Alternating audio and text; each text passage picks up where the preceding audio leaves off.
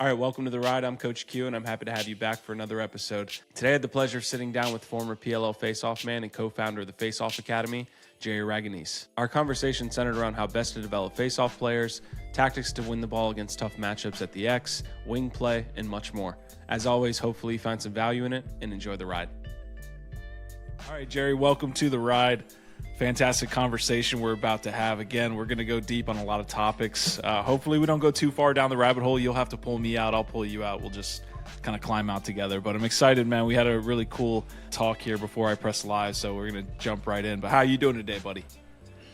Doing great. You know, it's a balmy 28 degrees in New Jersey, which is 20 degrees warmer than it was a day ago. So I take my wins where I get them. I was telling the coaching staff that I work with, because I walked outside, it's like 40 degrees here, right? But it was sunny, and I was like, is this what the people from the Midwest feel like, where you're just like, this is a summer day? It just feels amazing. It's not overcast, 20, and windy. This feels great. I'm going out in shorts. Yeah, I went to Atlanta this weekend, did a clinic with the boys down there, and like it was 52 degrees, and I'm in like shorts and a t-shirt, and the kids are like all bundled up in ski jackets. Yep. I'm like, you guys don't know how good you have it. 100%, man. We're not going to touch on the schedule. The people that are listening to the show, it's like, Q, if you go down the schedule, talk and snow and cancellations, all that, I think we've had that conversation for the last 2 weeks, so we're going to stay away from it. I do want to start here with the conversation we have pre-show, which is that you got a lot going on. You got a baby on the way. You already got one. You are working with the Faceoff Academy. I want to hear about you moving your location there. But the first thing that popped up was 200 kids now. Season starting, wondering why they're not touching that ball first there at the dot. I wonder what you say to those kids. Yeah, it's, I go from, as any coach will tell you, you go from coach to psychologist very quickly in this sport, which is, it's a blessing and a curse. I laugh. There's all these like mental performance people out there now, and they all quote different books and things of that nature. I'm like, well, I'm a big believer in experience is probably the best teacher, and I've had a lot of it, so I don't feel too bad giving advice, but it's a lot of just like, hey man, like you're never going to hit a home run in the face-off. Like you can only hit singles. If you win one, you can't win. If you lose one, you can't win two, the next one to make it even. You got to battle back one at a time. And a lot of repeating myself like a Woody doll. You pull the string and somebody poison the water hole. I just kind of repeat a lot of things to the same guys, and over multiple times in a season usually as well. It's funny when I have two guys who go up against one another. Well, I know who's going to call me the next day after watching the game, and it doesn't matter who it would be, but they'd probably be told the same thing. And it's usually just play fast, get to the ball. It's a matter of who picks it up last, not who gets to it first. That where you get that possession. So yeah, it's a lot of being a therapist and a psychologist, and making sure I don't overstep my boundaries as I'm not a coach on their team, and therefore I have nothing to do what's going on game day. I can only speak to your personal performance and how you're feeling. But yeah, very blessed to be trusted by a lot of Division 1, 2, 3 athletes, and it's a gift and a curse. Yeah, I like that aspect you were talking about, where you can't be there on game day, right? You got a ton of players. Physically, you're not Santa Claus. You can't be all over the place. But I do love all the training that you're doing with these individuals when they come to group training. But tell me about that dynamic of what you would like to see maybe coaches do more on game day to help their athletes out. Again, you can't be there. Every coach has his own kind of thing, but what's that dynamic like, where you're like, well, I wish that coach did X, Y, Z more to help this guy out. Maybe that would help him. It's tough because these guys, like, if you're not a goalie, you don't know what it's like to see the ball, right? You understand like basic parameters, and basically you're just managing what's going on between the pipes and between the ears of that goalie. They're not going to be like, hey man, you should be stepping and popping more. We're a very long ways away from having a specialist coach in both of those spots on every Division 1 team. There just isn't enough money, and that's okay. But if you look, the teams that have true qualified face-off coaching, those guys tend to do better because you have somebody on the sideline who can help manage what's going on. Or if you have like a Paul Cannabine at Stevenson, he understands the plight of the face-off guy, which was always, any of those coaches, Lehigh, Duke, all guys that have guys on staff that have taken a face-off, they can speak, hey man, like I get that you're down oh, you lost the last four. Let's go out there and do this time.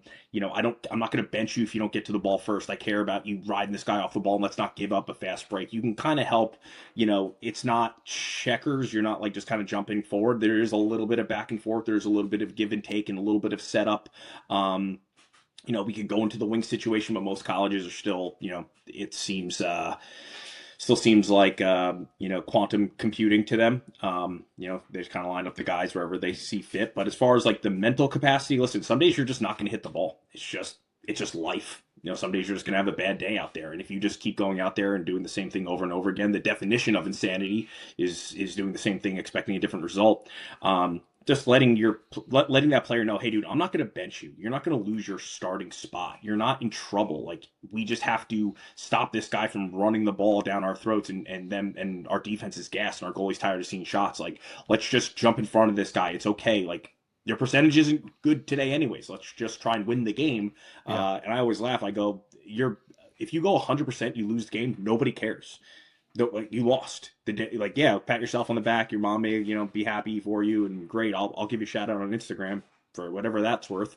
But you lost the game. You didn't do, like, the team didn't do their job. And if you go 0% but you win, it masks all bad things are what washed out by a win. Hey, we'll get them next time. If you go 0% and lose, everybody hates you, unfortunately. But that's kind of how she goes. So. Yeah, just like looking at the college staffs, just kind of being a little bit more of helping that emotional roller coaster is normally what I ask. I don't tell guys to go out there and be like, hey, tell him to throw a rake or throw this. That guy's going to see something prior to the set. If he sees the guy's hands open, he knows different moves going to come, which maybe, in fly in the face of what coach just told him to do. And I don't think any coach should ever go out there and be like, go do this, because not everything works every time. Obviously, it's not rock, paper, scissors. Just being there and letting the guy know, like, dude, you're fine. Like, everything is fine. We're not going to pull you. We're not going to bench you. If we do bench you, don't put your sweatpants on. Like, we may see you out there again. Just kind of like, when in the NLL they pull a starting goalie because he may have let up like 8 shots in a row. You let him get a reset. You have him cool off. Then you send him back out there. And then, even Dylan Ward, one of the greatest goalies of all time, he would get pulled all the time for Colorado, I remember. And then they just he would sit there for 5 minutes to go back out there and then have like a shutout the rest of the game, which I always found interesting. But that kind of mentality of like, dude, you're safe, catch your breath, your spot's good here, is certainly helpful for guys. Yeah, I get each matchup is a little bit different. You're going to see different dynamics from different players. But when you line 2 face-off guys up together, how much of that battle is physical versus mental? If you had to put a percentage on it, or just how you think about that process? Well, the physicality has kind of gone a little bit south, back when, on a knee, physicality was huge because just 2 guys is basically bull ramming into each other. And then the early days of SNG, like Mike Sisselberger was like clearly the strongest, most aggressive guy out there, and he was able to push guys off the ball because everybody was still trying to do like knee down but standing. What does that now mean? There's so guys would, like, when you're on a knee, guys would push their sticks into one another and then stand. When the rules changed, guys still did it, but they couldn't use their legs. So if you were just built upper body wise, you could push guys off the ball that just didn't have the same upper body strength. So they would do basically a dialect of knee down because guys just hadn't caught up to the training yet. Now, when I call it the third phase of standing neutral grip, where we got like 2 classes in and now we're on the third, guys understand, well, there's a lot of, it's much more like judo. Like, if you tackle me, but I throw you over my shoulder, that's the point for me. Even though I went down, I put you where I wanted you. So if a guy wins a clamp, but I can pull his hands down the line, that ball goes out to the left and I pick it up. It doesn't matter that he was the strongest guy to the ball. It matters that I put it out where I can pick it up. Uses really interesting. Yeah, using his momentum. So I like, I think Dana White for the UFC said, mixed martial arts are problem solving with real time consequences. I steal that and I say face-offs are problem solving in real time with consequences, because there's always an answer. It's just, can you get there fast enough, and are you doing the right thing? If you shoot a front side shovel, meaning you're trying to block a guy from going out the front, but he goes back door, you made the wrong decision to get that ball from him. Yes, you may have stopped the bleeding, but you still took a cut because he's going backside. which is the preferred way to lose, so you're not giving up a fast break. But you could have gone reverse because he was heavy top rail down, indicating that there was something going on. A lot of Monday morning quarterbacking, on my part. Oh, you should have done this. Oh, yeah, I would have liked to.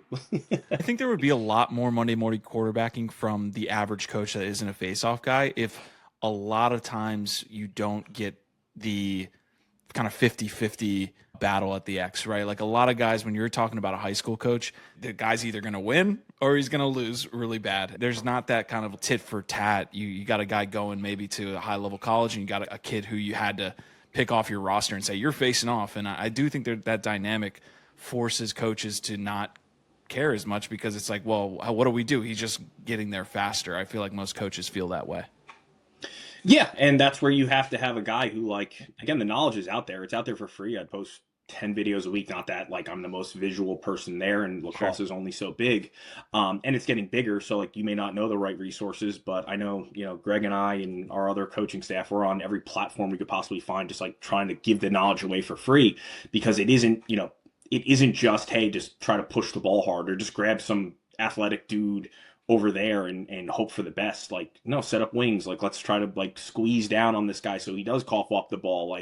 There's different ways of doing things, and obviously you can get deeper in the weeds with it, but just throwing somebody out there it kind of used to work. It doesn't work anymore. The game is just too advanced. The same reason why football is so advanced. You can't just throw the fattest guy out there to be a lineman. There are dudes who are 330 pounds running a 4.5 40. You can't just throw a fat dude out there now. There's demons on the field. And the same thing in college lacrosse. We've certainly reached the point where you have these apex predator athletes on the wings. I tell my guys, you don't have time to sit in a 50-50. You are going to get killed.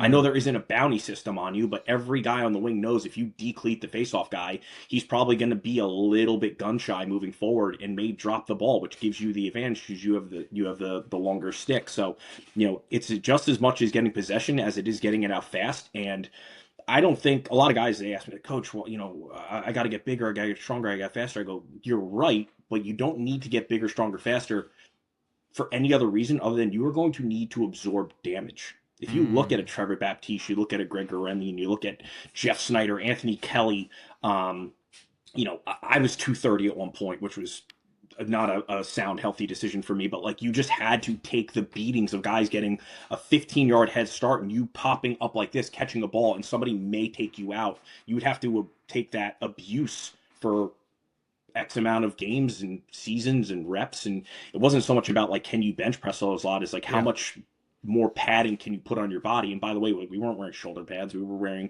little arm guards and things of that nature. So are there any outliers? Are there any outliers that exist when it comes to, I look at some pitchers, right? You get the 6'4" guys that can throw heat. You got to be that guy. And then you get a guy like Tim Lincecum, who's 5'10", just throwing heat or something like that. Are there examples of really small kind of face-off guys that just technique it out?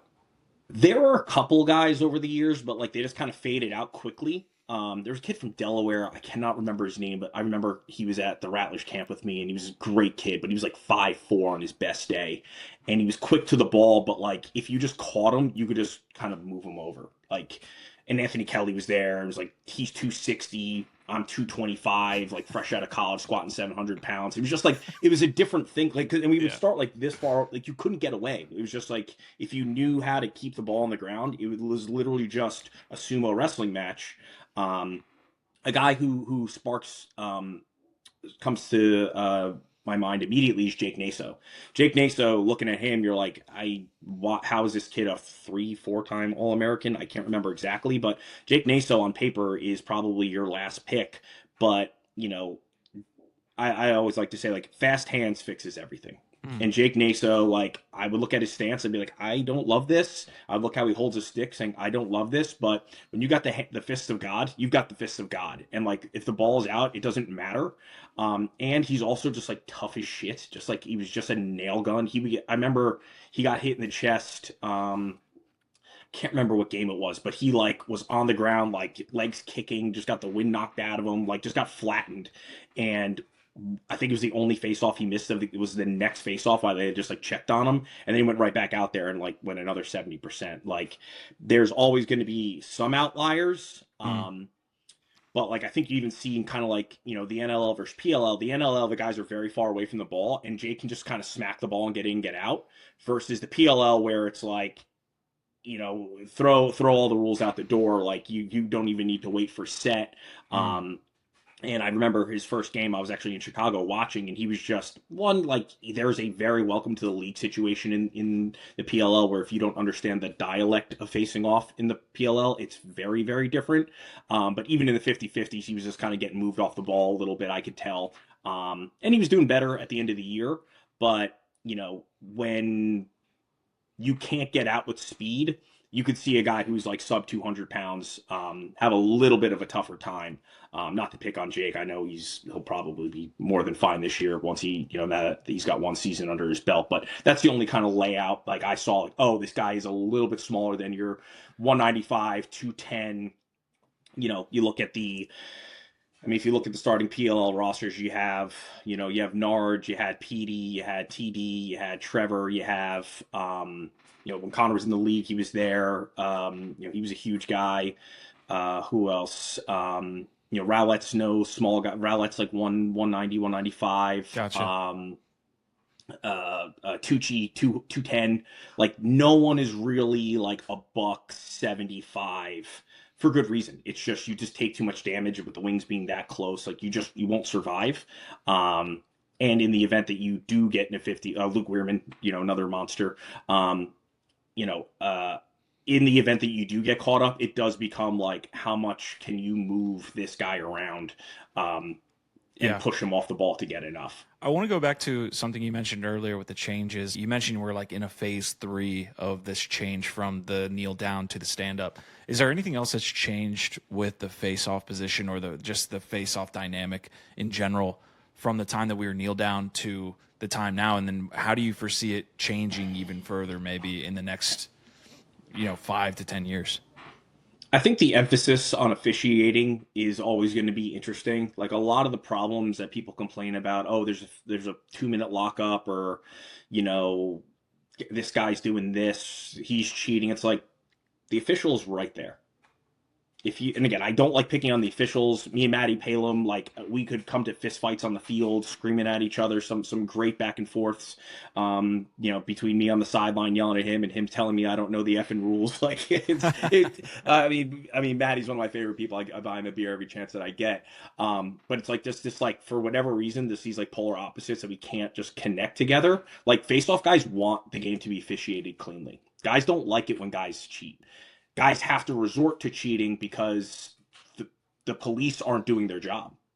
There's a guy right there, and he's saying down, set, whistle, and the guy moves before the whistle, and the referee's just like, well, the ball's out. I don't care. Well, you've now changed.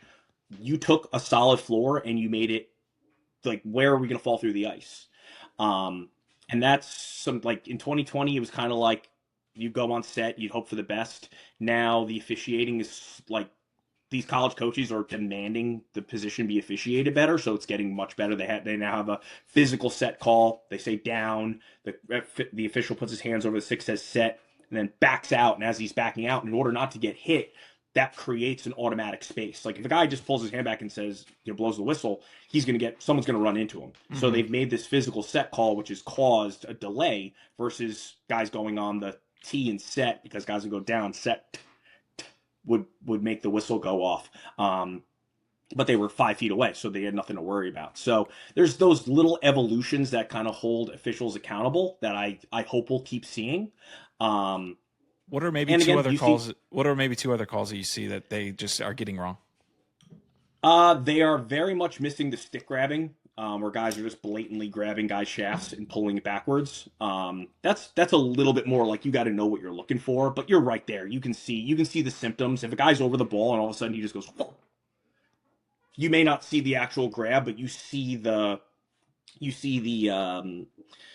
symptom of the actual disease, and you can make that call there. And what I'd like to see them do, which would be very, very easy, back in the 2010s, really dating myself, I had hair down to here, they said, hey, there were guys grabbing plastic with their bottom two fingers. They would come down, they grab your stick, and they pull back. It was called the deflator. And they said, hey, or they were grabbing the ball with their fingers. Kid at Cornell, he owns a hedge fund now, one of the toughest sons of bitches on earth. But Syracuse famously hired a bird photographer because he taped up his fingers all white, and he would come down like this, and he would shoot his fingers under your stick and grab the ball. And it was the points, like, so where my fingers aren't, that's where the stick would wrap around, which would be here. He'd grab the ball like this, and you go to leave, and he'd throw the ball out. So Syracuse knew that. They took pictures of him. John Glenn was his name. And granted, this was not in the rule book at the time, so God bless. If it's you ain't cheating, you're not trying, I guess. He grabbed the ball and he threw it out in the air, and the only way to catch it was with a 1,000mm lens that Syracuse hired to catch and send to the rules committee, and they sent that prior to the NCAA championship, and that's why John didn't obliterate them at the face-off. He had to play it straight up and down, and granted, he still did really well. Played with a broken elbow. That's some deep face-off lore. But the next year, they said if you touch the ball or your opponent's stick with your fingers, it's a 3-minute non-releasable. Went away overnight. It was gone for good. You know why? Because the punishment was death for any crime whatsoever of that level. If they came in and said, hey, if we catch you doing this, we may miss it, but in the event that we catch you, it's a 3-minute non-releasable penalty. Guys will police themselves, because if you get caught with that, your coach will decapitate you. That's how I always looked at it. Guys will hold themselves accountable. If you get caught going early, if you keep going early and the official's just like, dude, you're going before the whistle, your coach is going to bench you. You are going to figure it out. You will stop going early. If the guy says, hey, don't lean, and you lean and they get blown off the field for leaning, guess what you're not going to do the next time you go out? Is lean. Guys aren't dumb.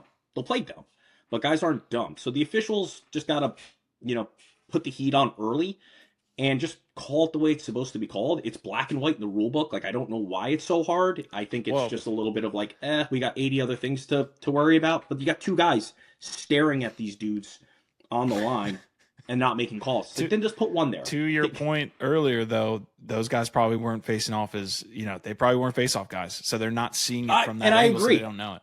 I agree. I'm with you. It's like, but if we are on, and I'm talking about like the highest level, right? We're watching games on TV on Memorial Day weekend. Like, if it's the best of the best of the best, it cannot be just like, hey guys, Maddie Palem's doing the game today. You go on set. Like, I'm having those conversations with guys because it's just the reality of the situation. If it's a rain game, you got to make sure your pocket doesn't bag out. If you see a Maddie Palem, the whistle is fluid with set.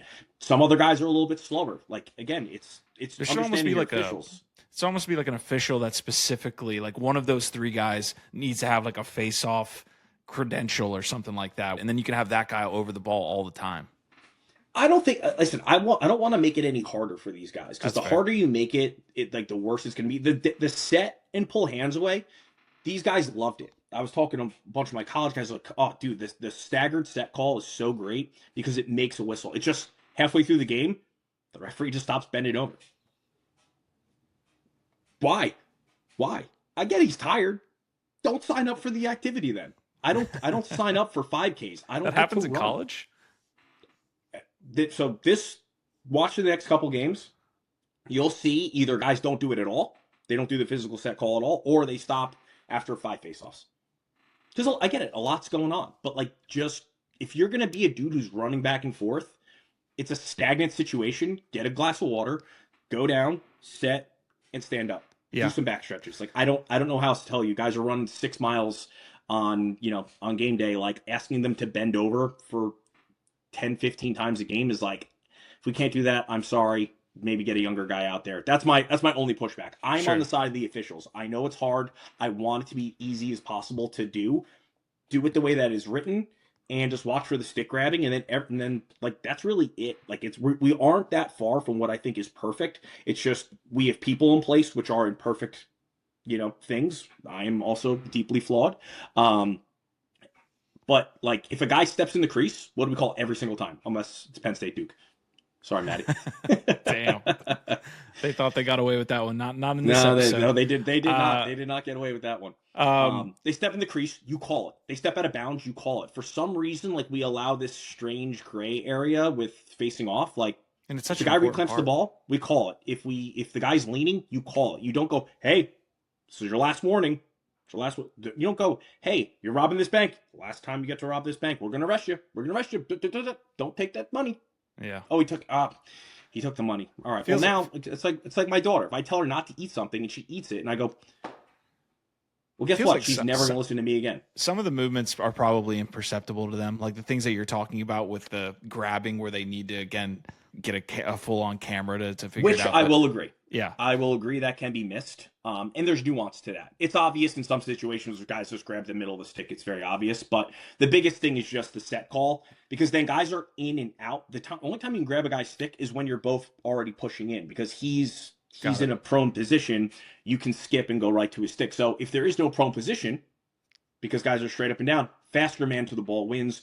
And we're out faster. Nobody wants the tie-ups. I like them because they're fun to watch, and I think, we get 1 or 2 of them a year. We're like, there's another 40-second face-off on TLN, hooray! And everyone's like, should this be banned? And everybody's loving it. The crowd is cheering like crazy.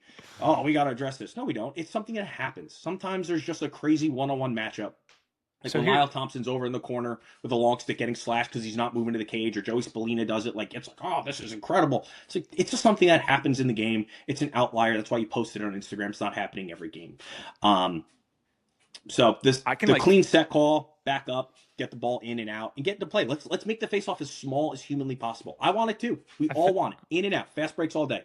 Would be happy to see it. But it starts with the officials lining the boys up right. I can vividly see Tucker Durkin smashing the hell out of Lyle Thompson when you said that. From a rule change perspective, we went through that big move of knee down to stand up. Is there anything you foresee in the next few years that's going to change the face-off position massively? Or are we kind of almost perfect, like you said? To keep this as a lightning question, too.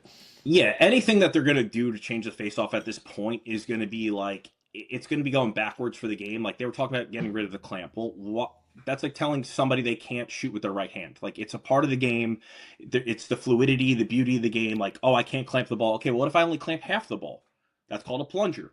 How are you going to discern in between this and this in a fraction of a second if it's right or wrong? These officials can't get it right as it is. That's why that's never going to happen. I think if they just hold the officials straight up and down, that's it. And then we're good.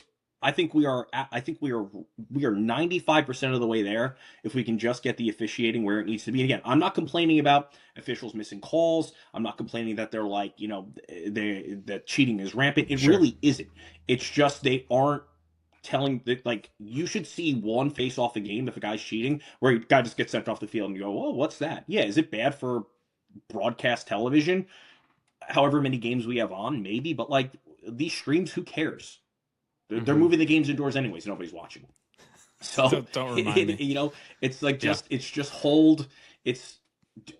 Rules is rules. Let's not make it a gray area. All right. I want to transition a little bit. I kind of mentioned this earlier when you were talking about, just as we dove into the face-off, and a lot of guys, especially at the high school where it's not as even, right? That battle is often maybe not as even.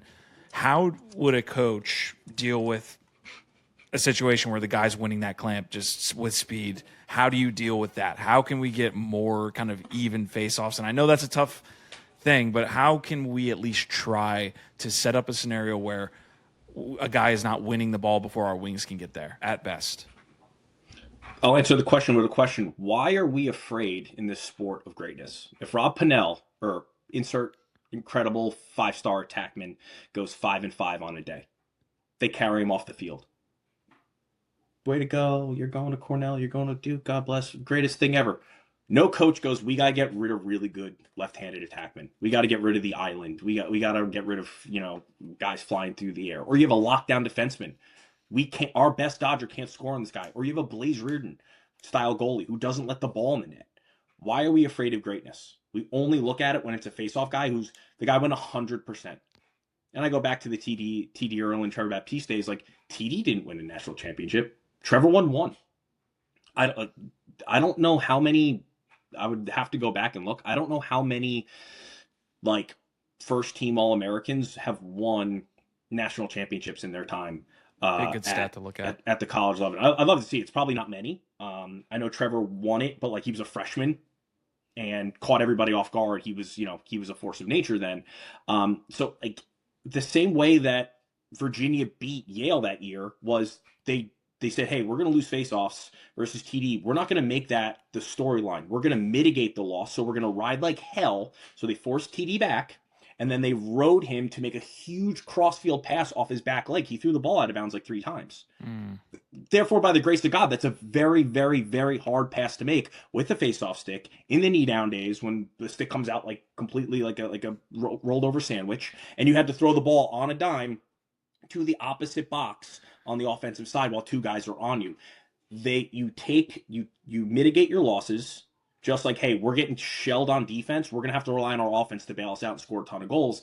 That's how college lacrosse works. Pointing at one thing, go, this is the. You're telling me you're a bad coach. We're gonna lose faceoffs today. Let's set our wings low, block the fast break, and we're gonna have to find 20 other possessions through rides and clears, whatever you need to do. And yeah, it's going to be a hard day. You're addressing the situation. No different than, like I said, the goalie position. This guy stands on his head. You can't get the ball by him. If we don't make a pass and get our guy on the doorstep, we're going to have a long day. You must execute. And if you cannot execute a plan, you deserve to lose. You have been outcoached. You've been outplayed. That's the beauty of sports. It's not supposed to be even. It's not a meritocracy. We're going to lose. Face-offs, throw it out the window. I'm talking about player X is really good.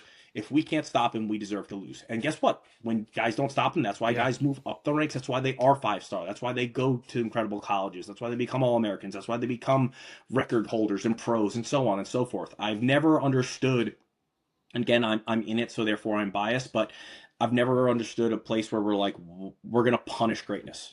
Yeah, I will say, like, you're selling me on it. The reason, and I'll take devil's advocate, the reason is because there's not many sports that have non-alternating possession. And I think that's where it comes down to. Most people watch other sports, like, you do get a chance to give it to whoever your guy is on the other side. In our sport, it's like, you don't. And to be fair, there's greatness, and coach through it is exactly what coaches should be doing. Yeah, which I agree. And if you like basketball because of alternate possession, or you like football because of alternate possession, helmet's over there, basketball's over there. I like my sport. You know, it's the reason I don't dribble a basketball, and I played hockey, so there was a ton of face-offs in hockey. Yeah. What are you talking about with your face-off guy specifically? So you talked about low on the wings, making sure we kind of turn him back as far as not allow him to get that fast break or anything like that. How are you turning him back? Like, what are you specifically saying with your face-off guy? We're talking to coaches now, talking to players that maybe they're losing on the day. We need to force that ride back. Yeah, so I mean, the worst thing you could do is make a face-off a one-on-one. If you just let those two guys battle by themselves, you have two other assets that are doing nothing. Guys will line up guys on the 50 and say, just run in. Well, wherever he runs, if he runs in on the 50, you're not going to catch a guy who's running this way or that way. You're starting in a bad position. So, on my guys that I see a ton of, we're always talking about wing schemes. And, I fly all over the country. I go to different colleges and things of that nature, and they bring me in just to talk about one wing scheme. You set your D-midi -10. So let's just say if I'm the face-off guy, there's all the way forward is the offense. Behind me is the defense, obviously. If I look at my left, behind me as far low as I can set that wing up is -10. As far forward is +10. Then in the middle, there's +10, -10, and 0 is the midline. I set my defensive midfielder -10 every single time. He can have a box of rocks for brains, barely speak English.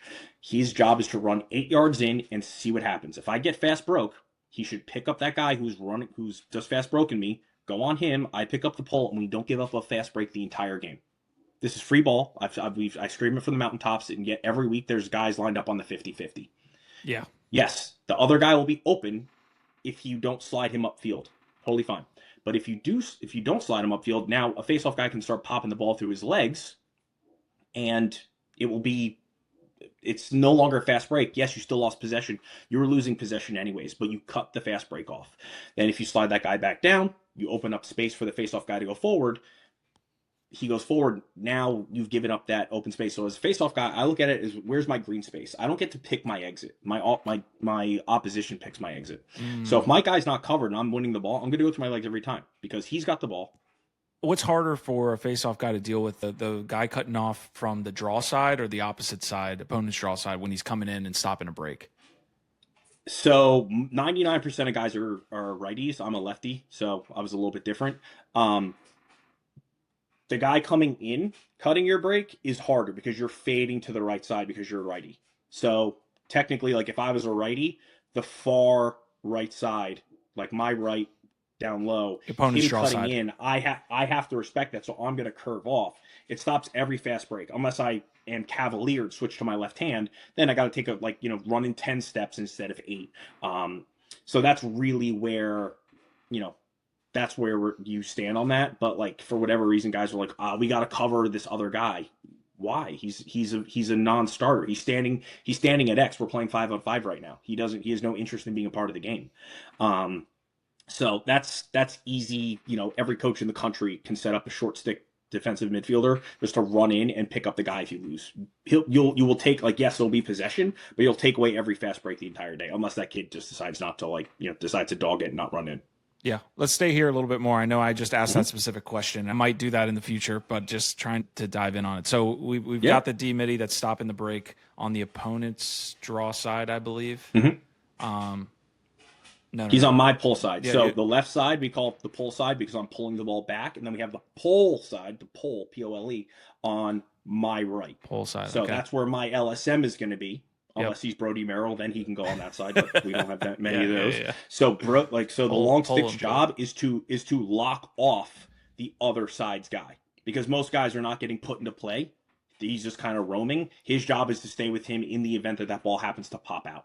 Okay. So that guy is playing man to man. This guy has a wing scheme, and then if you want to get really cute, you can set up plays where, let's say they're blocking the fast break because they're cutting. I pop the ball through my legs. What does everybody do when the ball goes backwards? They all shift up. My guy picks up the ball. My pull's screaming upfield. It's called a touchdown play. This guy hits this guy running, and I don't need to move. I can be as lazy as possible, and I look like a genius because I'm getting the ball where it needs to be. So you're standing on side. I'm putting it in play. I don't move. I pop the ball through my legs and I just watch. And then the wing picks up the ball. He's screaming upfield in a J curve scenario. That pole has already cut up. He's throwing a pass on the fly. Bing, bang, bong. You have an offensive situation. We used to run it on the Lizards and at RIT and things of that nature. We called it touchdown or eagle or green. But you can, again, I tell my guys, they're quarterbacks of a face-off unit. It's not just two guys rolling in the dirt. If you're cerebral, you can run plays out of this all the time. It's just coaches go, man, I don't really care or want to know about it. Okay, well, the guy who does is going to level up on you. Same thing why, trick plays work and things of that nature in the NFL, because guys took the time to understand what other guys are doing and then expose those small gaps. Is the pole coming off from the restraining box like a close, or are you talking about the they're hitting the rope unit? So your long stick midi. Long stick. Okay. Yeah. Okay. I'm just making sure. Okay. And you can run two shorties if you want. You're just going to have the proper guys on the field for that. If you got to drop another guy down low to bring a guy up, whatever you need to do is totally fine. But yeah, it's like that pole cuts up. That guy's coming behind me, and he throws the ball over my head to this pole, who in theory is uncovered. How effective is, and I'm just asking because I want to get your opinion, right? Like, I've seen the double pole run. I get the effectiveness, but I'm just interested when the opponent's running a double pole situation, how effective is that against, a face-off guy or yourself? Sure. It depends really what that double pole is doing. If the guy you're facing off against has been popping the ball out and just kind of playing quarterback, you double pull to cover his receivers essentially. And then you make that guy who probably isn't used to being an athlete have to outleg your guy. And you're saying, hey, I'm going to make it mano-a-mano. I'm taking away your assets. So that's why I look at a pull. If you're going to say, hey, two pulls are running in, if three guys are converging on one guy, that means he's got two outlets to pass the ball. So you don't want to just converge on one because you're giving up the other. If anything, you'd probably rather pull the face-off guy and lock wings. Now you say, hey, you can go backwards, but now you got a leg versus the pull. What strategy? Face-off guy has to, Go ahead. Face-off guy has to run away from a long stick midfielder, which is on paper probably an upside for the pull. So that guy goes, all right, well, how am I going to do this? Am I going to start going backwards and lull him to sleep and then throw the ball to my goalie? And we work on our clears. That's a way of mitigating risk for both sides, right? You send the long stick out there. We're gonna give up the face-off. We said, hey, we'll go 0%, but we're gonna mitigate. A la PLL, right? The PLL used to just let guys go backwards because the clock was squeezing them. But in high school and college, you can go backwards and then you ride a clear. But then you have to blow up their clear to get the ball back. It's all about those schemes. If you have two poles, sure, in theory, if you get your hands on the guy, you have another 6 feet of stick on the field to disrupt. But that guy, a good face-off guy, is not going to let those wings come in if he's smart. Mm-hmm. I love that you brought the PLL piece up with the face-off, because I totally forget sometimes when I'm having conversations and it just pulls me back. But the conversation with Paul Cargatera, we were talking about the face-off position, all this stuff, and he was mentioning that, like, I feel like that is a middle ground for folks who, let's have face-offs the same way it's run, but off face-offs, shorten the shot clock. I think that's a great idea in high school to do. Sure. We have whenever we go up to Long Island, I completely forget that they still don't have a shot clock. I'm sure there's other places that don't have a shot Long clock. Island has it. Jersey doesn't. So now you may have different referees crossing straight line. Yeah. You're adding points of failure. Now to the PLL, I will say I hate the 38-second shot clock. Not because it hurts face-off guys, because it's something different. If we're bringing in, it's all about new fans. Yeah. It's the football of this. It's the basketball of lacrosse. It's like, no, listen. If you want it to be easy and consumable, you make everything 1 point of failure. The rule itself is the point of failure, not this component, not this component, not this component. We have a 53-second shot clock now, right? You drop everything to 48. So it's still faster for PLL. But the whole game is faster now. Mm-hmm. We did 42 or 43 in 2019, and it was like impossible. Like if you didn't run full speed, you couldn't. Like we changed it second day. Paul was like, "This is sorry, I made a mistake," and that's okay. We're doing something new. Same thing with the pull situation. Hey, listen, guys figured out that you could send a pull out there. You send it backwards, and not only is the pull stopping you from going forward, but you're also against the clock. So you had a squeeze situation. It wasn't that the rule didn't work. It did kind of work. It just they didn't take into effect like guys would just concede, and so now we have another rule where there can't be a pull. Bring it back 48 seconds so you can go backwards, you can throw it to the goalie, but then you got to clear. You got to clear like a demon. You do. Or if you do go backwards, a guy can leg it and get off the field and actually have an offensive set. So it's not necessarily the rule in itself, it's the extraneous effects of that rule that makes the PLL faceoff not ideal, because guys, we get a bad offensive possession, which is bad TV, which nobody wants. We want an awesome situation here for everybody. I guess I should make a distinction. The PLO I feel like is a little bit different, right, than the high school portion that I'm talking about. Even some colleges, right? I do feel like it just lessens the difference when you go up against hey, this guy's going to Duke and I've got a kid that's on the roster. It just makes it so you win the faceoff, yes, but the advantage isn't as much. You don't get that full shot clock in high school to come off of the faceoff. That's where I do feel like it is a balance there. I don't know about the PLL. Again, I get what you're talking about. You want the game to look similar. That's I'm just totally saying, fair. What is it? Quid pro? Like, okay, if we're doing that for the faceoff because that guy's great, why aren't we stopping attackmen from putting the stick in their right hand or left hand, whatever their dominant hand is? Sports are great because guys are outliers, and if coaches, and usually when I talk to these coaches that are having that kind of problem, I go, "What are you doing to mitigate this? Are you sending this kid to training? That's are fair. you telling him he's got to watch YouTube videos? Like, listen, you want to? I've tried it all. We don't have money to send him to training. Okay." 8,000 YouTube pages. I don't, he's too far. Every DM I get is answered in its entirety. Like, just make the effort rather than saying this, all these guys bad. It's like, listen, if a lady says all men are bad, it's because one guy hurt her and, now she hates everybody. It's not every man. It's that one thing. And it's probably her too. Let's be honest. Yeah.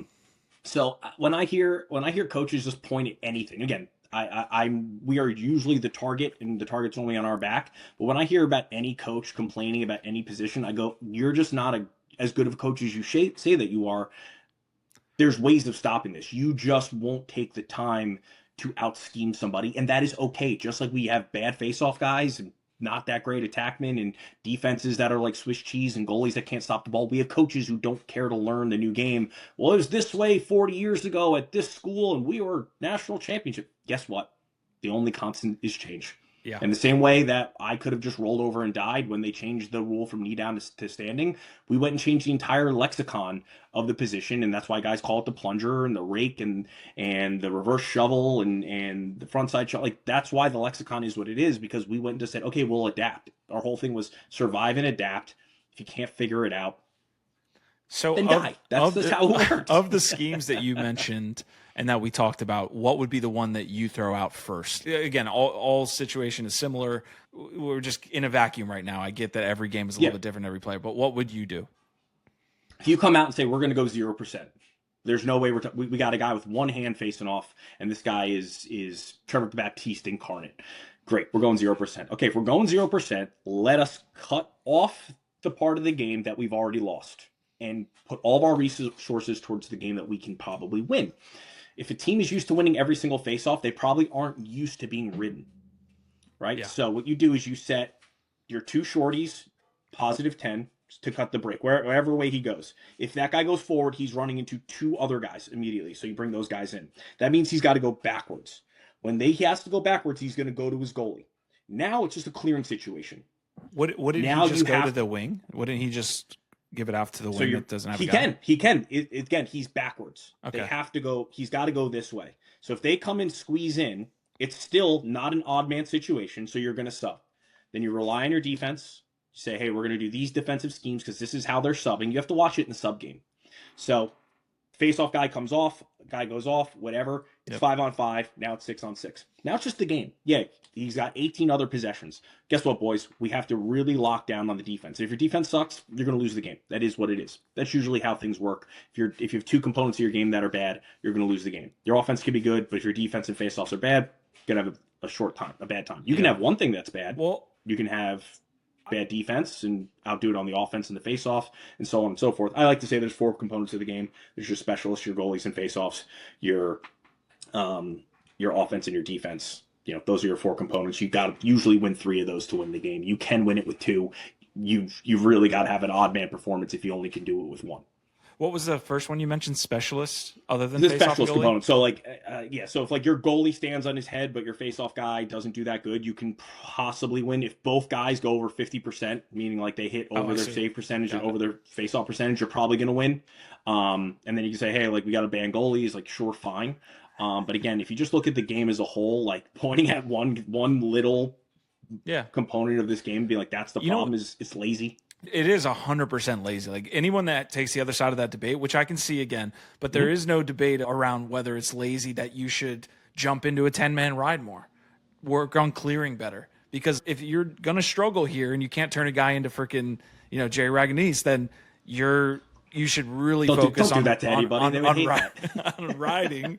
That's fair. Riding and clearing are something you should put a lot of time into, or we have the historical data. Yeah. It'd be different if I was sitting here going well, this could happen. Go look at the tape.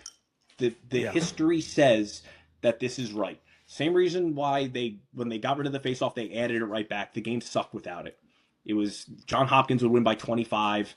Delaware would never have a shot, so on and so forth. If it didn't go away already, they would have tried it. Yeah, speaking to Delaware, interesting. I was having a conversation on our live show that we do every Saturday and Monday, plug 10 a.m. Eastern, that I would love to have you on, Jerry. You can just hop in and we can talk about the college game. I'd like nothing more. Dude, that would be, here we go. I love it. But I was talking with Lax Reference, Zach Capozzi over there that does the data for a lot of colleges that pay for the pro system he runs and all that stuff. But he was saying, not many people know this, but Delaware had the biggest drop-off in face-off percentage, whatever his rating is. And you're like, oh, that's it. Do you know anything about that situation? Or so Delaware had the kid Owen and Logan Premtage, who was a 5-year senior there, and they took the majority of the reps. They both graduated. Now they have another New Jersey product, young Scott Conti, who is a true nail gun. He was out of Don Bosco Prep, took 1,500 high school face-offs. I don't think he missed many. And he's going to have to just, learn. Everybody's good in college. There's very few bad face-off teams now because there is such an emphasis on it. So there are no easy games anywhere. So Delaware is just kind of you got a freshman starter who is cutting his teeth and learning. And, he went up against either a senior or fifth-year senior with St. Joe's. And, experience is the best teacher, and St. Joe's just had a little bit more of it. Why Scott's kind of learning learning the deal, and Scott's always been a very heavy top-down guy.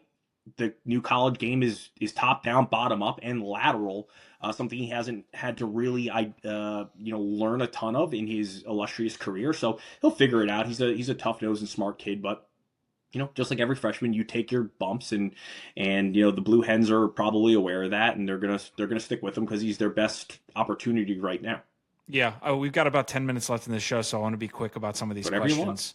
But just having a quick segment here, maybe a college lacrosse live, which is what the name of the show is. College face-off guys, who are your favorites right now as far as being effective late in the season, or who should people keep an eye on as we get maybe tournament time, or maybe even an underrated guy? Yeah, I think the units are probably a better look this year, given that there is so much more ball for guys if you go early, and a lot of teams are running two men now, which is interesting. I think Penn State probably stands out. They're probably the perennial favorite. They just they had last year where they did so well. Young Reed Gills came in when their starter went down with a thumb injury and did phenomenal. Now they have both guys back. That two-headed dragon is very, very strong. Princeton is another really interesting one. You probably have the 2 pound for pound strongest guys if I was going to put my money down on anything to win a bar fight. With those two, everybody's seen them on Instagram lifting, impossible amounts of weight. But they're also they complement each other really well. Like, it's not just ground and pound. They're much more bottom built up, meaning they're fine going to the bottom rails or countering you out of the gates. And you don't want one of those guys pulling your arm out of your shoulder. You're going to be going to the hospital. Another interesting 1-2 punch. Syracuse is probably a one-man show. UNC is a one-man show. Both very strong units. I'm trying to think of a sleeper this year. I had Tay Rodriguez on the channel from Michigan. Do you know him? Tay is another interesting situation out in Michigan, where he's splitting some time with young Jackie Weller, who might be a junior now, so not so young. They're all young to me. That's another interesting two-man motion in Michigan. Michigan was probably one of the founding operators of the two-man weave. They had back when Nick Rowlett was there, he was one, then they had a two, and they would alternate every single face-off. Is that a strategy you see more now and it didn't exist back in the day, is what you're saying? Now you kind of have to, like the Luke Weirmans of the world, who took 1,200 face-offs and then, never missed one. And then he graduates. You're like, all right, what do we got? I don't think you'll see that because you just don't know. You want guys who are going to be seasoned. So now that there's hey, if you go early, another guy's going in, there's a lot more opportunity for guys to get legitimate college reps under the belt, not going in when it's 20-0. So they feel the pressure. They understand the value. It's not just throwaway reps. They're warm from warm-ups. They're not, they're not double checking back. So I think probably what you'll see is a lot more two-man situations. And you'll see it if the Wombat kid goes early, like Parker Hoffman will go in and take a rep and come off the wing. The reality is you're probably seeing two guys now, which is interesting in the recruiting space, because I hear a lot of coaches saying that they don't want to have 4 guys in their sandbox, but you need 2. So if one goes down, you have a third. Is he any good? There's a lot of interesting pulls now with the whole NIL and shorter roster situation. But yeah, you'll definitely see 2 a lot more than you see 1 moving forward. I want to jump back in between the lines a little bit on the coaching side. Talking about the wings, one thing I've always been interested in is teaching them how to, I think the term I found, this was years ago, was box in. And I think it was Ron Caputo that talked about this, where in basketball, you're boxing them out. You want to get that rebound. But in lacrosse, a lot of times that ball gets spit out and you almost want to box them in. I'm interested on thoughts or terminologies you have for guys playing on the wings better and improving, those players that just playing the field, around that ground ball. Yeah, on the Lizards for many years, we always would say you don't want to bring more dudes to the party. So that meant you don't want your wings collapsing on you, because if there's just 6 guys in a little bunch, that ball squirts out. It's really who's on the outside that's going to have the upside.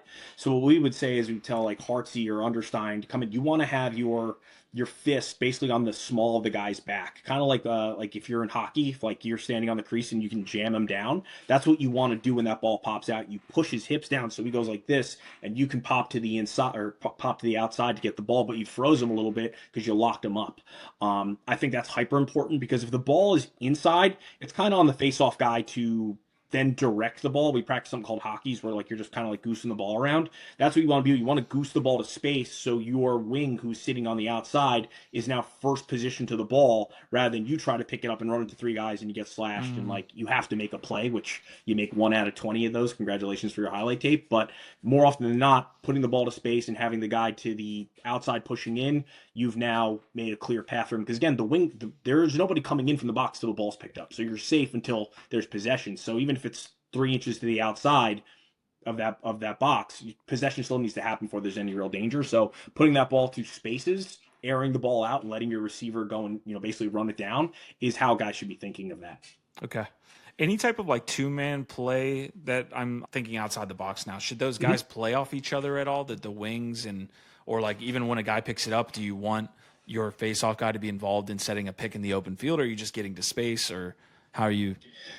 Sure. I mean, on paper, you could definitely do that. Are you trusting your face-off guy, depending on the time of year and the stick that he's using, to catch a pass like over his head, may bounce off the top of the scoop? Like, again, so equipment is a factor. Face-off guy, let's be serious. Get out. It's great when we have outliers that can do it like a Parker Hoffman. Those guys are really exciting. Or I think of a young Christian Trzynski who's coming out of Del Barton going to Cornell. You'll see kind of a Parker Hoffman 2.0 with him. He'll take draws, but he'll run wings because he understands where the ball is going and he's comparable with the ball on his stick. I think that's a very interesting next level situation for college coaches, is like these guys who can do a little bit of both. I think Parker Hoffman is kind of he's kind of led because he was such a prominent face-off guy at Boys Latin that he knows where the ball is going to go, and he's faster than Grease Lightning. That you have these athletic face-off guys that may be biding their time to see more of the ball on game day, but they're useful components on the wings, and those are stagnant situations. He can get off the field. He's comparable on defense, but the wing situation is a play in itself, like special teams. So I think just being cognizant with your personnel. Face-off guy gets off as fast as possible, but the wing component is more interesting because you have guys who can hunt out the ball better. And then, hey guys, no different than, hey, ball's out of bounds on the left side, this is how we're setting up our clear. Ball's out of bounds on the right side, this is how we're setting out our clear. This is how we're setting it up on the wing. No different. Hey guys, we pick up that ball in the back left quadrant. I want this guy over here, this guy over here, this guy over here, so we have options to pass. I think that's a little bit more like realistic than saying, hey, this is the scheme, because it's a face-off. We don't know where that ball is going to go every time. Yeah. I was speaking to Zach Thomas, who's the assistant coach over at CNU right down the road. And we're just trying to like get more into, at my high school, just get more into teaching early offense and substitution game and scoring from those opportunities. I know you just mentioned, hey, face-off guy, for the most part, there's outliers, but, get off. But as far as like thinking about that early offense, man, I'm interested because Zach was talking about having a menu of things for guys to go to, right? Like they basically have a menu. It's like, okay, you have that pass down, pick down, you have the flyby, you have the up pick. La Sala had the freaking ISO from X. Yeah. How are you thinking about that type of game? Even though you said, for the most part, we're not going to be running that every time down the field. So again, having the least amount of points of breakage in the system is the best. That's why old refrigerators don't break, because there's no electronics, right? Let's identify personnel and say, hey, listen, how dumb can we make this? If you have a guy who's a face-off guy, his stick's bent to hell and he doesn't have the best stick on the team, he's still a body of mass, right? He's still a body of mass. So let's run him to the crease. Let's have a 5-on-5 situation, which creates more space for our offense to move the ball around rather than a 6-on-6. Okay, we're making soup out of old chickens, essentially.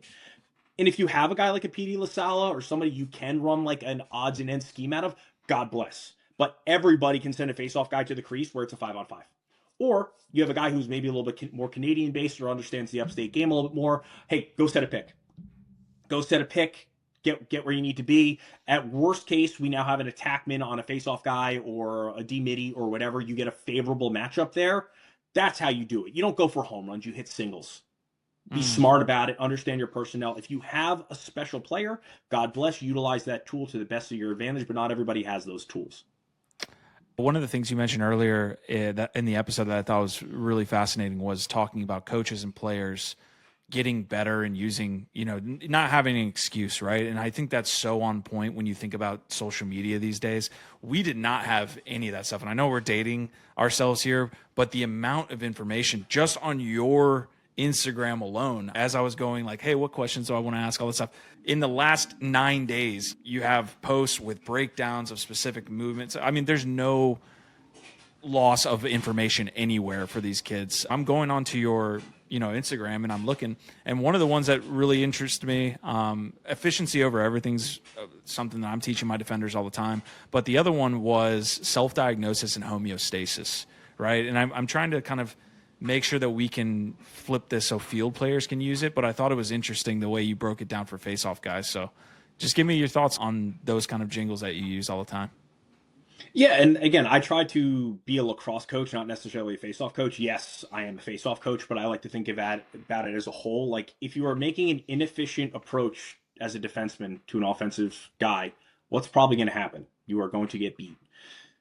You're better off drop stepping on defense and cutting an angle and forcing the guy to a bad shot rather than just trying to chase him down from behind and getting a trail check. It's just, yeah, you may get it once in a while, but you're definitely not going to get it all the time versus taking a huge drop step, cutting his angle, relying on your goalie to be in the right spot, and hopefully it's popcorn going the right way. The reason why we don't want guys getting us over the top is the guy's going to get a better angle. Play the math.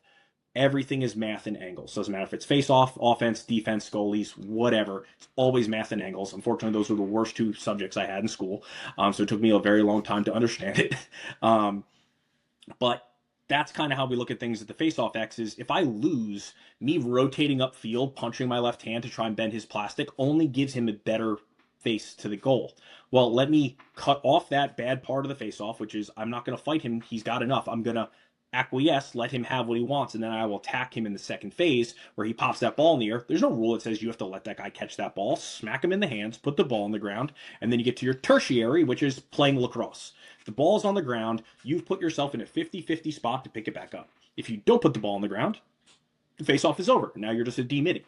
So, I like to think about it that way, and then as far as the homeostasis, like, what's your approach on defense? What is your setup dodge on offense? It's all getting back to what works. And sometimes guys, they see something or maybe they're a little off that day. It's like, dude, go back to the basics. What got you here? What does that mean for a face-off guy? For face-off guys, it's usually, hey, coach, I don't feel good. I feel slow. When I hear slow, I hear you're probably putting weight in a different spot than you were earlier. Is there something wrong with your hips? Are you injured? Are you trying something new that you saw some like random guy on Instagram who's never done this before? Like, oh, this is a secret. There's no secrets. The secret is moving to the ball as fast as possible. So it's checking your stance, making sure you have high hips so you can drill down, not push forward. If you push forward, there's a guy 4 inches in front of you. You're going to hit his stick because he's going to be moving towards yours. The goal is if he's coming down, is to get here before he gets here. So why would you push forward clapping? You want to go straight down. We want to drill for oil while other guys are just being a bulldozer pushing dirt. So usually it's got to do with guys' hips. They'll start sitting down because they want to get in a fight. When you get in your fight, you're slower because you can't get out as fast. You may not be emotionally slower, but you're definitely hitting that guy, and that will give you the feedback like, I'm not as fast or he's catching me. It's because your angle of pursuit is hitting something versus grabbing something and going. I like to call it, hey man, when you rob a bank, you get that money, where are you going to go? You're going to leave. You're not going to wait for the cops to show up. That's what a lot of guys are doing. They're getting to the bank saying, I've got a gun, and then of course the cops show up. How important, I love all these terms. How important is something like a Brazilian Jiu-Jitsu or a yoga or just having some type of routine to go through? When I'm hearing hips, when I'm hearing the amount of flexibility and stability you need, those are the things I go to. How important is some of that? I think there's some overlap. I know like guys like, oh, we want wrestlers, we want this, we want that. It's like wrestlers don't face off. You can have a wrestler that does face off. Same reason why Tom Brady didn't kick footballs to throw better passes. He threw the goddamn football. Mm-hmm. I see all these, it's juggling. Dude, the ball. Face-offs are not hand-eye. The ball is stagnant. I can go like this and I'll clamp with the ball. You know why? It doesn't move. There's no hand-eye associated with whatsoever. There's all these like random, and again, new is fun. Same thing in the fitness world. If you punch this medicine ball like you're fit, what? No. Do bench press. Move the weight as fast as humanly possible, as violently as humanly possible, and you will move faster and put on muscle. Science. It's not sexy. It's science. Same thing with facing off. If I can move my muscles, if I can move my hands like this faster than you can, I will probably win a clamp if that's what we're both going to. So I should try to learn how to move my hands as fast as possible, whether that's resistance training, optimizing the flow of muscles, whatever, however you want to decide that it is. But that is the task, and that's what we want to get good at. We don't want to get good at moving the ball. Like, does this look like a face-off? So you don't do the pre-game thing where they're touching like this over the ball? I don't do that. And listen, what I used to do to face off on game day is I wouldn't brush my teeth because I wanted my breath to stink for the guy to go against. But does this look anything like a face-off to you? No, it looks like I'm a Glover on, at a rave. Like it's not the motion. And I get it. I appreciate that people want to do something. Yeah. If that gets you in the headspace to face off, God bless, I back you 100%. But to tell me that it's going to make you better at facing off or help hand-eye coordination in a position that we don't need hand-eye for, I find interesting. I'm not a scientist or a doctor, but I will say in my 14-year professional career, that only thing that mattered was how do I move to the ball? And that's all we should be working on is our motion to the ball, optimizing, moving our hands off the whistle, and nothing else. I'm super fascinated with the multi-sport discussion. I get totally that, like, don't throw a trash bag at somebody when they're trying to run. You know what I mean? It's just so like a hand-eye sport, like a tennis or a hockey. Hockey helped me a ton because I was comfortable with a stick in my hands, and so I understood what it was to pick up a ground ball. I understood putting something that wasn't my hands in an extension to a ball on the ground. That helped me a ton. If I was a wrestler, as far as hand-eye and stick coordination stuff, probably not in line, but general toughness, posture, understanding what it is to be in a sucky situation. That's why coaches like face-off guys, is because those guys are used to, eating dirt and asking for more. What better situation? Yeah. But there's as far as what skills pass over, I think it's usually just general toughness. Guys like hockey guys, because hockey guys are tough. They understand, the stick in the hands. They understand getting cross-checked in the teeth and getting up and asking for more. I'm always looking for movements with other sports. I'm not necessarily trying to say, hey, you need to play this sport. When I'm trying to create something that we can get better at. I think lacrosse is criminally, and you face-off guys do a way better job, in my opinion, of putting out content and trying to, it's one singular portion, so I guess you should. But when you think about defense and you think of the amount of videos out there for basketball and football and what they're breaking down, it's criminal how little we have. So something like ankle flexion, when I saw that stuff that you posted, that ankle flexion happens a lot in sports, right? Like when you talk about a guy sprinting, the guys that can get their essentially leg, I don't want to get too much into it because it's a freaking podcast. You can't see my leg. Yeah. But if you can get a flex and have your shin angle essentially at a different angle, I'm fascinated with that stuff. Not going too in depth. It's lacrosse. We need to play lacrosse. But what's that ankle flexion piece, and how do you think about what I just kind of laid out?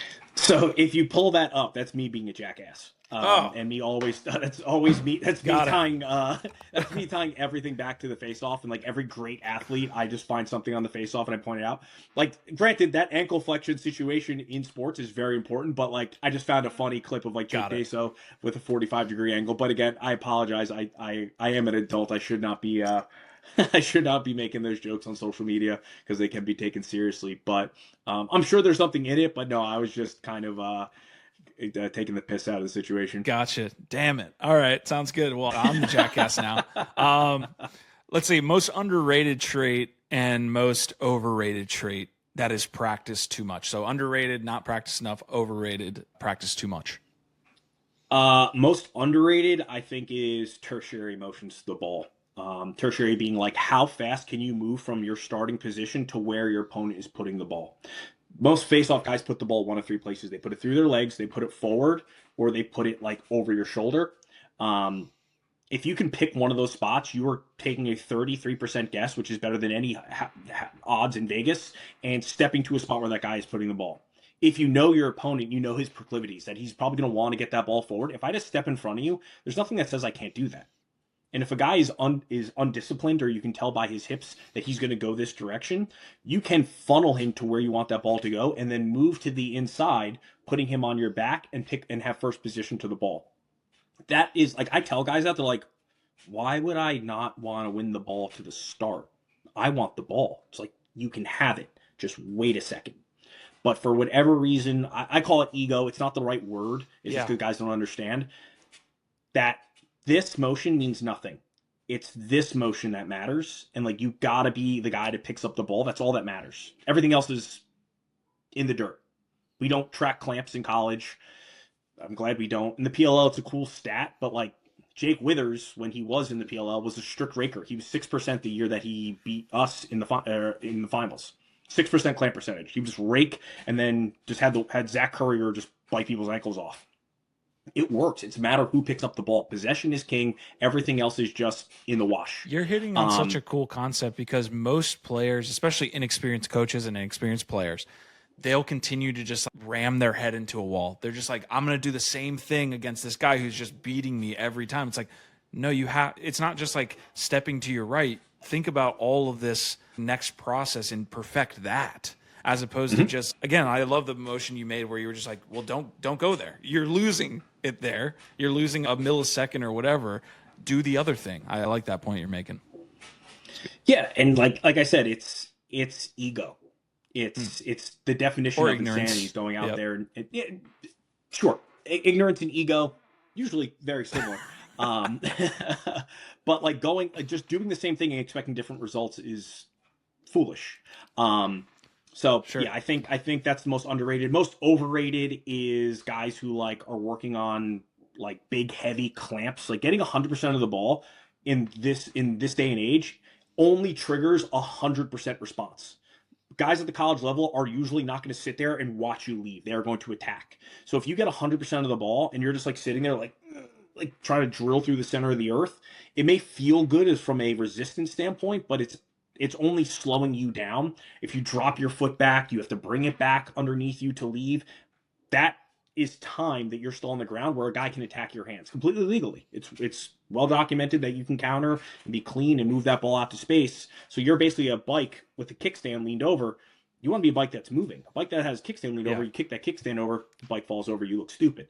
So I think that's probably the most overrated is like just big heavy clamp drills. Like I would like to see more coaches. It's all about getting that ball out as fast as possible. Faceoff guys want this position to become a tip off. We want that ball just to move and be done. I don't want to hear from anybody. Yeah, everybody wants that. I want it. Faceoff guys want it. The faster we get that ball in and out, but what stops guys from doing that is when guys are over the ball like this, because then you have to make it a pushing match. If we're up like this, it's first man to the ball, or first man under the ball.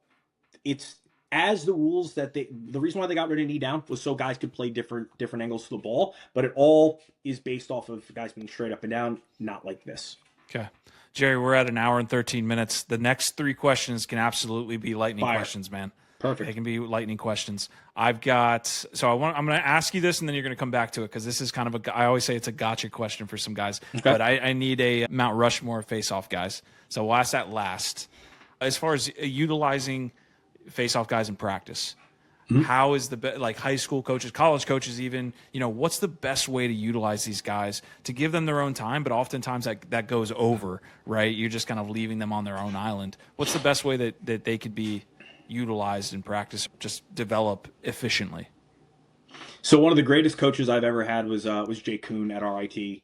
Led the Tigers to 2 national championships and many more are coming.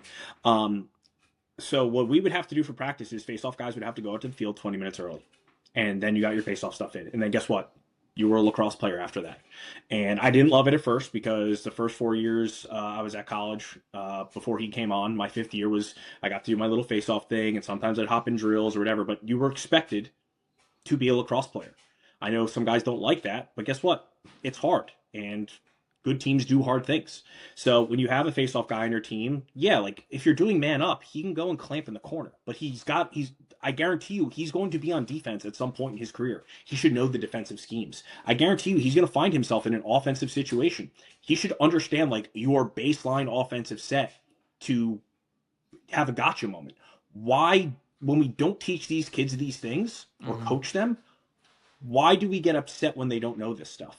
So if you just let a guy sit in a corner because that's where you're sending him, don't get mad that he's sitting there. He's just doing what he's being told, or he's got nothing to do, therefore he's going to go find something to do. If I tell a German Shepherd, if I don't walk the dog, he's going to dig a hole through my carpet. Here's just what people... Go ahead, finish. No, I mean, again, a dog without exercise is going to get himself into trouble. He's going to find exercise.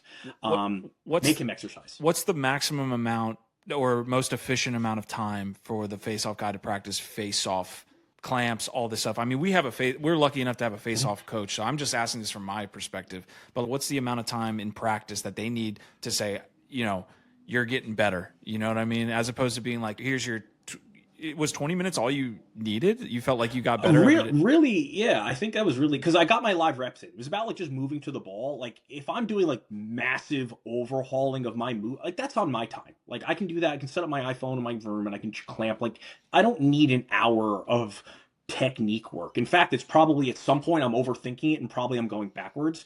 Giving these guys a finite 10, 15 minutes. If they want longer, if you want 20, 30 of live reps, fine. They're going to be tired.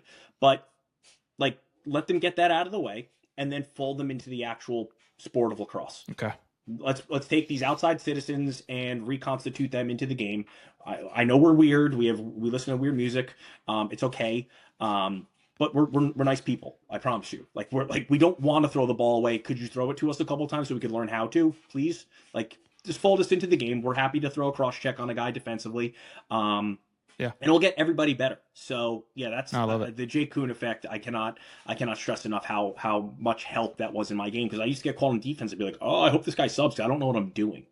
Until I had to learn like our sixes set and our tiger ride and all that good stuff. Like I have to understand if I get caught if I get beat and that guy takes a terrible shot and I'm last man in, I got to understand how to clear the ball, because it's going to get thrown to me. They're not going to say, no, that's Jerry. Don't throw it to him. It's the face-off guy. I'm the furthest guy in the field, and I'm wide open. If I cannot catch that ball, I should not be playing college lacrosse. I also I love inverse principles, right? Like you learn defense, it gets you better at playing offense. It just does. All right, last two questions here. Favorite drill and why? Can be super short, and then we'll get into the Mount Rushmore and be out of here. I always loved the West Jenny drill. It was always fun. The sticks were fast. Well, I mean, listen, for me, there's no face-off drills. It's just facing off. And then there's motions I'm learning how to face off better at. But the live face-off is live face-off. That's doing like half clamps. Like those aren't real situations. I'm not going to, the guy's never starting over the ball on me. Sure. Like if he's in that position, I should counter. Why am I practicing losing? I should be practicing winning. A West Jenny drill was great. I always loved switch sticks. Like if I got to pick up a long stick just to like kind of be in that position, if I could do it all over again, I'd be an Elson. It was so much fun. But yeah, just like again, the sport's fun. We should be playing it. It's a great game. I love it. I hope to get to play forever. I hope I die on the field. Like bury me in my pads. Switch sticks is a really cool idea. I've never heard anybody talk about it. All right, Mount Rushmore. Mount Rushmore, you start with Andy Towers. He's like kind of the godfather of the modern move. He invented what we call the plunger now, one of the all-time greats, not a Fogo by any means. Then next you'll have to go my business partner, Greg Gurunlian. He still sits at the top. He's the best to ever do it statistically. I think him and Brody Merrill are tied for ground balls. Everybody else is well behind him, which says a lot more about Brody than I think anything. But yeah, no one's near him for a while. I think Trevor will catch him, and Trevor's my next guy. Again, I think you talk about the best in the business, and he's the only other face-off pro MVP. It was Greg and Trevor, and I think Trevor again is the new gold standard. And I will then say probably Jeff Snyder, which I think is, some people may push back, but I think just what he kind of set for the indoor game and the outdoor game. A lot of people don't know the face-off in field was like this. Guys would pull their hand down. That's what it is in outdoor now. But Jeff actually ruined it in field. He would look at the guy and wait for his hand to drop, so they changed the rules. So Jeff is the original game genie cheat code, and he was also just a fierce competitor, one of the greatest fighters of all time. So at least on my Mount Rushmore, Jeff Snyder sits up there. I'll give an honorable mention: Anthony Kelly, one of the game's great leaders. Period. A mentor of mine, a great friend who I cherish a ton, but another like unbelievable, if you look at his career, what he was able to do in the late stages, won a championship with the Outlaws with no Achilles, just like a true, like, if you're going to make a movie about a guy, Anthony Kelly is certainly up there. And then, yeah, I feel like I got my Mount Rushmore in my honorable mention. You even got an honorable mention in there, man. I love it. Jerry, this has been a great conversation, man. Seriously, fantastic. I've had like I think half of the chaos on at this point now. I feel like I've only had chaos guys, which I'm totally fine with. Because we're the best. We're the best guys. I'm excited to watch you guys this season. Are you doing the championship series? Or no, I'm done. I'm done. I turned 40 in August. You know, I still wear the helmet for street cred. I got off sidelines. Okay. All right. Love it, man. All right. This was a great convo. I'll have you back anytime, brother. Appreciate it, Zach. Thank you very much, my friend.